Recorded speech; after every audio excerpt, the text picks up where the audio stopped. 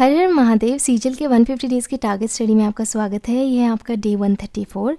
Maths में हमने geometry start किया था और थ्योरी कंसेप्ट हमने रेमो सर के साथ में किया। फिर हमने 150 क्वेश्चन स्टार्ट किए सीजीएल, सीएचएसएल, एमटीएस और सीपीओ में पूछे गए भूतेश सर के साथ में।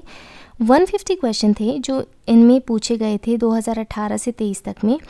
और आखिरी दिन आपका है आज। डेली हम 50 क्वेश्चन कर रहे थे, तो आज आप बचे हुए 50 क्वेश्चन कर देना। इसी के साथ में आपका ज्योमेट्री कंप्लीट हो जाएगा। अभी कंप्लीट होने के बाद हमारी नेक्स्ट चीज़ जो है, प्रैक्टिस जो है वो रहती है कि हम चैप्टर का टेस्ट दें, ताकि हमें पता चले कि हमारी तैयारी कैसी हुई है इस चैप्टर की।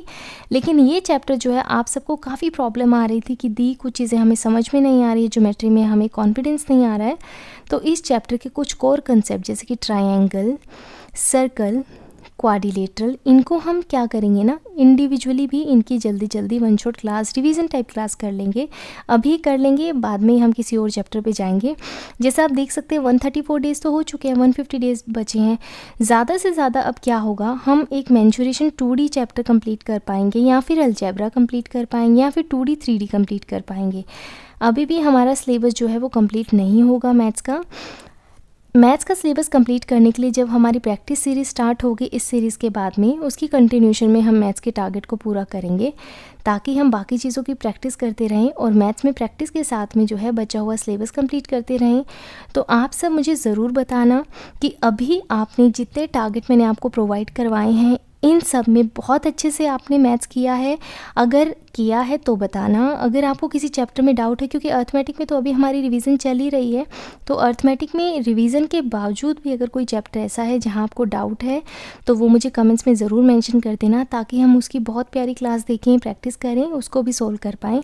अभी थोड़ा सा हमारे लिए बहुत ज़रूरी हो गया है कि हम मैथ्स पे ना थोड़ा सा ज़्यादा फोकस्ड हो जाएँ। मैं आपको हर टारगेट सीरीज़ में यही बात बार बार रिपीट कर रही हूँ, क्योंकि मैथ्स को अभी हमें समय देना पड़ेगा। इंग्लिश, रीजनिंग, जीके तो हमारा हो ही चुका है बहुत अच्छा, सिली मिस्टेक कुछ हम कर रहे हैं, अभी इसकी प्रैक्टिस रिवीजन करेंगे तो और अच्छे से हो जाएगा। इनके लिए हमें ज़्यादा 1-1 घंटा भी अगर हम अभी देते हैं तो भी बहुत है, यानी कि दिन में 3 घंटे भी अगर हम तीनों सेक्शन को दे देंगे तो भी चल जाएगा।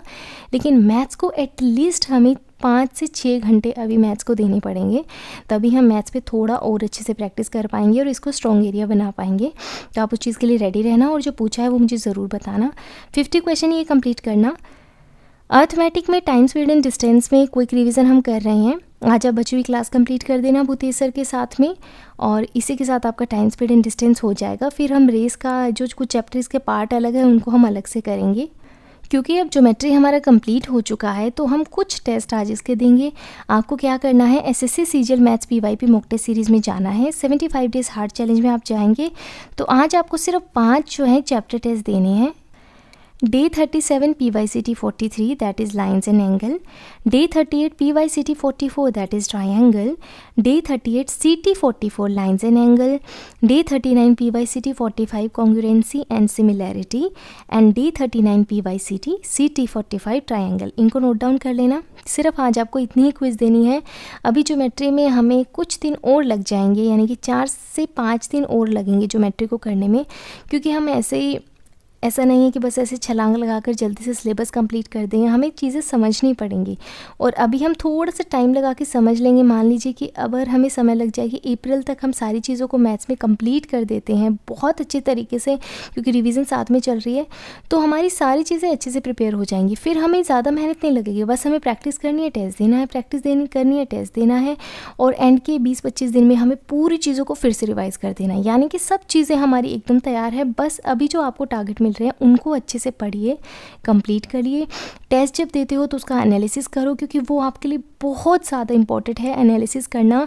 एक क्विज़ देते हो उसका एनालिसिस करो, फिर दूसरी क्विज़ पे जाओ। और आई रियली होप कि आप सबने तिलस्मी नोटबुक बहुत अच्छे से अपडेटेड करके रखी हुई है। तिलस्मी नोटबुक आपकी बेस्ट फ्रेंड है और इसकी आपको ज़रूरत पड़ेगी रिवीजन के टाइम में, तो आप इसको बहुत अच्छे से मेंटेन करके रखना। इसमें कोई आपको जो है लेज़ीपन नहीं दिखाना है, बस आपको अपनी तिलस्मी नोटबुक बहुत अच्छे से मेंटेन करनी है। रीजनिंग में रिवीजन कर रहे हैं हम, नॉन वर्बल और mirror, water image, paper cutting, folding series, इन सबको कर रहे हैं। आज आप बची हुई क्लास जो है हाफ क्लास आज आप कंप्लीट करना, कल आपको रिमेनिंग क्लास कंप्लीट करनी है। इसकी 90 क्वेश्चन करवा रखे कमल सर ने, इनको अच्छे से कर लेना। और 1.5 घंटा आपको यहाँ पर लग जाएगा रीजनिंग के टारगेट में, जिसमें आपका सीजीएल 2022 का सेक्शनल टेस्ट 4 भी इंक्लूडेड है, 25 क्वेश्चन विद एनालिसिस।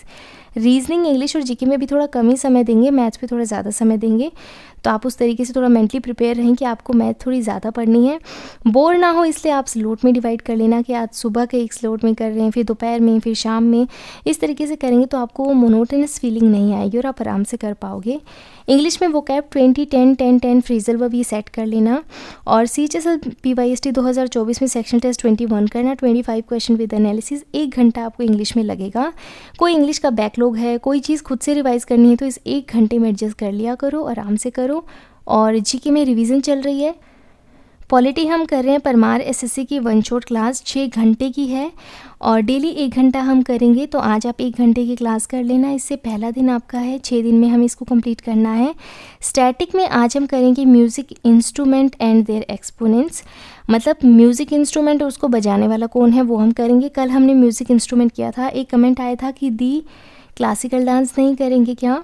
देखो कई बार क्या होता है ना, जैसे मान लो म्यूज़िक हो जाए, डांस हो जाए, तो ना बोरियत से आ जाती है और फिर बहुत ज़्यादा दिमाग में डेटा एक जैसा होता है तो दिमाग भी ना वॉमिट करना शुरू कर देता है, तो चीज़ें रिटेन नहीं होती हैं। इसलिए मैं थोड़ा आगे पीछे कर देती हूँ। आप ये मत सोचना कि दी ये टॉपिक रह गया है, वो रह गया है। वो जब बिल्कुल मैं आपसे कहूँ कि स्टैटिक टॉपिक्स हमारे कंप्लीट हो गए हैं, तब आप मुझे कमेंट्स में बताना कि दी ये कंप्लीट नहीं हुआ है, ये कंप्लीट नहीं हुआ है। लेकिन अभी थोड़ा सा विश्वास रखो, अगर मैं कोई टॉपिक कभी नहीं भी करा रही हूँ तो मैंने उसको बाद के लिए छोड़ रखा है, क्योंकि मैं चाहती हूँ कि आप जो है अलग अलग चीज़ें करते रहें ताकि आपका दिमाग रिटेन करे।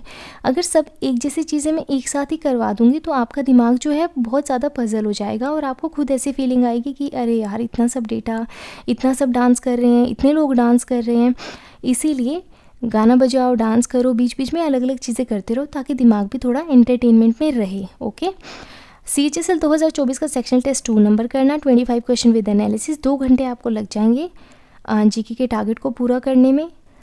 पूरा टारगेट आपका 8 घंटे का है। कोई भी डाउट है, प्रॉब्लम है तो मुझे कमेंट्स में बताना। अच्छे से पढ़ते रहिए और अपना ध्यान रखिए, ठीक है। टेस्ट वगैरह में जो आपसे सिली मिस्टेक होती है उनका एनालिसिस अच्छे से करना। कहीं पर अटक गए हो कि दी 120 तक के नंबर अटक गए हैं, 130 140 तक ही अटक गए हैं, सिलेबस हमारा कंप्लीट है, चैप्टर सब कंप्लीट हैं, तो देखिए यहाँ पर अब आपको क्या चाहिए कि आप टेस्ट दें, गलतियों से सीखें। वही एक तरीका है। आप सोचो आप सब कुछ पढ़ चुके हो, अब आपको क्या है कि आपको थोड़ा समझना पड़ेगा कि आप टेस्ट किस तरीके से दे रहे हैं, आप गलतियां कहाँ कर रहे हैं, उन गलतियों में क्यों गलतियां कर रहे हैं, उनका एनालिसिस सही से करिए। तो आप जो हैं जिस पॉइंट पे स्टक है वहाँ पर स्टक नहीं रहेंगे और आगे बढ़ जाएंगे और आगे बढ़ जाएंगे। और ये तो देखिए होना ही है। 120 के बाद में नंबर इंक्रीज़ करना, 130 तक जाना, फिर 130 से 140 तक, 140 से 150 तक। जैसे जैसे आप एक एक बैंड में जाएंगे आपको और प्रॉब्लम आएगी। यहाँ से यहाँ तक का सफ़र इजी होगा, यहाँ से यहाँ तक का सफ़र थोड़ा टफ़ होगा, यहाँ से यहाँ तक का और टफ़ होगा, और यहाँ से यहाँ तक का उससे भी ज़्यादा टफ़ होगा। और ऐसे ही करते करते आपको टफनेस महसूस होगी। तो अगर आप अभी यहाँ पर हैं तो थोड़ा करके यहाँ पर जाइए, लेकिन आपको पता होना चाहिए कि आप कहाँ लैग कर रहे हैं। तो पहले एनालिसिस किया करो। अगर आप ऐसे ही एम्बिगुअस टाइप कर दोगे कि दी हम तो यहाँ रुक गए हैं, तो मैं आपको कैसे गाइड कर पाऊँगी। आप देखो कि आपकी गलतियाँ कहाँ हैं, क्या आपका सिलेबस कंप्लीट नहीं है, किस चैप्टर में डाउट आ रहा है, कोई एक ही चैप्टर है जिसमें बार बार क्वेश्चन गलत हो रहे हैं, क्यों गलत हो रहे हैं। तो वो सब आप पहले अपने इस क्यों का आंसर ढूंढिए। इसके बाद में आप मुझे बताइए कि दी अब क्या करें हम, हमें पता चल गया यहाँ प्रॉब्लम आ रही है, अब आप हमें सजेस्ट कर दो कि करना क्या है। बाकी अपना ध्यान रखिए और अच्छे से पढ़ते रहिए। हर हर महादेव।